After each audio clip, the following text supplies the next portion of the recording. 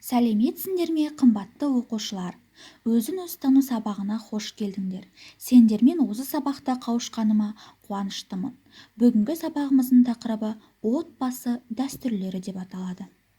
Бүгінгі сабағымыздың құндылығы сүйіспеншілік, қасиеттері отбасындағы сүйіспеншілік, бауырмалдық, татулық, бірлік. Сабағымыздың мақсаты оқушыларға отбасылық дәстүрлердің мәнін түсіндіре отырып, сүйіспеншілік құндылығының мәнін ашу.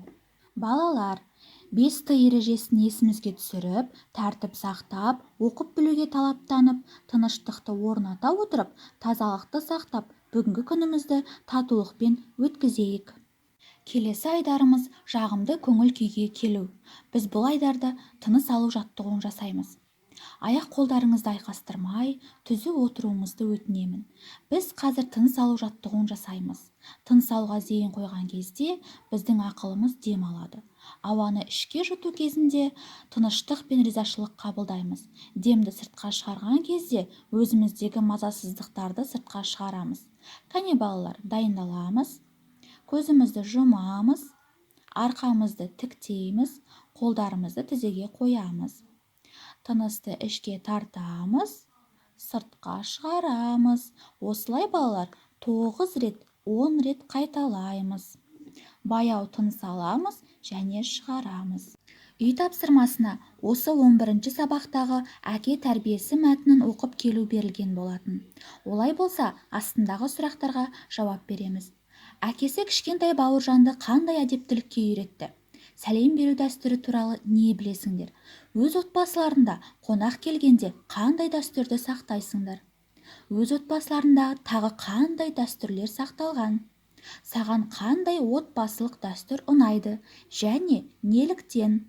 Бүгінгі сабағымыздың дәйек сөзі «Ұяда не көрсең, ұшқанда соны ілерсің». Балалар, осы дәйек сөзді іште қайталап, ойымызға түйіп аламыз. Дәйек сөздің мағынасын қалай түсінесіңдер? Отбасы тәрбиенің негізі. Өйткені баланың туған кезінен бастап есейгенге дейінгі уақыт аралығында өміріне арқау болатын тәлім-тәрбие отбасы мүшелері арқылы беріледі. Олар баланы еңбек, қоғамдық іс-әрекеттің барысында ғасырлар бойы жинақтаған тәжірибесінен өнеге алып, оны құрметтеуге, жаманнан жиреніп жақсыға ұмтылуға, қоршаған ортасын танып, онымен қарым-қатынас жасауға, баланы өз бетімен әрекет етуге бейімдеп отырған. Осыдан келіп бүгінгі сабағымыздың тақырыбы айқындалады. Отбасы дәстүрлері. Дәстүр дегеніміз әлеуметтік мәдени мұраның атадан балаға қалдырылған, әдетке айналған, сол қоғамның немесе әлеуметтік топтың құндылықтар жүйесі және ережелері. Ал отбасы дәстүрлері дегеніміз белгілі бір отбасында жыл сайын қайталанып отыратын, атадан балаға мұра болып қалған отбасылық жиындар, отбасылық кештер, отбасылық мерекелер және отбасылық ойындар. Отбасылық дәстүрді әрбір отбасы өздері құрайды. Отбасылық дәстүрлер отбасында ата-ана мен баланы бір-бірімен жақындастырады, сүйіспеншіліктерін арттырады. Отбасылық дәстүрлерді жалғастыру ұрпақтан ұрпаққа аманат болады. Ол дәстүрлерді құрметтеу отбасы мүшелеріне парыз болып саналады. Отбасылық дәстүрді сақтау бірлікке, ынтымаққа, татулыққа жеткізеді. Балалар, келесі айдарымыз мұғалім сыйы. Бақытты отбасы үлгісі деп аталатын бейнероликті тамашалаймыз.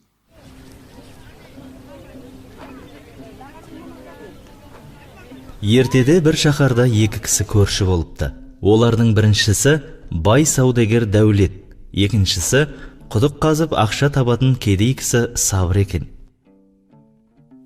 Саудагер өзінің көршісінің ылғи да ауыр бейнетпен су шығарып жатқанын көріп, ішінен: «Мынадай ауыр бейнет жасап, жарлы болғанша, мен секілді сауда жасап неге бай болмайды?» деп ойлап қояды екен.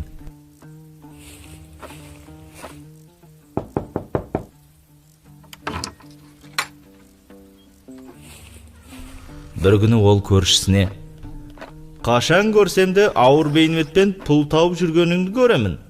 Бірақ әлі күнге байыған жоқсың. Сонда тапқаның қайда кетеді?» «Табысымды 4-ке бөлемін. Бірінші бөлігімен қарызымды өтеймін. Екінші бөлігін қарызға беремін. 3 бөлігін алдыңғы күнге азыққа қалдырамын. 4 бөлігін ғана әйелім екеуміз азық етеміз. Деп жауап беріпті кедей көршісі. Онда түсінікті. Деп Дәулет өз жөніне кетеді.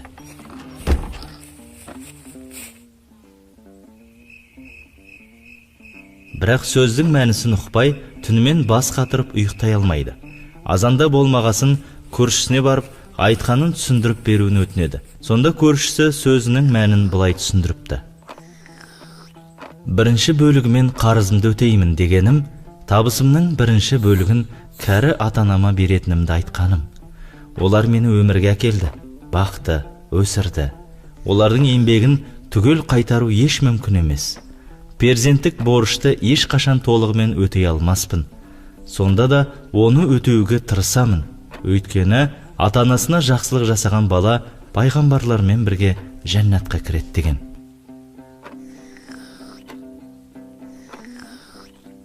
2 бөлігін қарызға беремін дегенім, оны балаларыма жұмсағаным. Олар кейін бізді бағады, яғни қарызды қайтарады. Басқаларға мейірімділік етпегеннің өзді мейірімге бөлінбейді деген. 3 бөлігін алдыңғы күнге азыққа қалдырамын дегенім, жетім жесірлерге тегін ауыз су шығарып беріп, ақыретке азық жинаймын дегенім. Себебі халық игілігі үшін су шығарып берген адамның алар сауабы өзі өлсе де артынан үзілмей барып тұрады. Ал 4 бөлігін әйеліміз екеуміз азық етеміз. Ол түсінікті.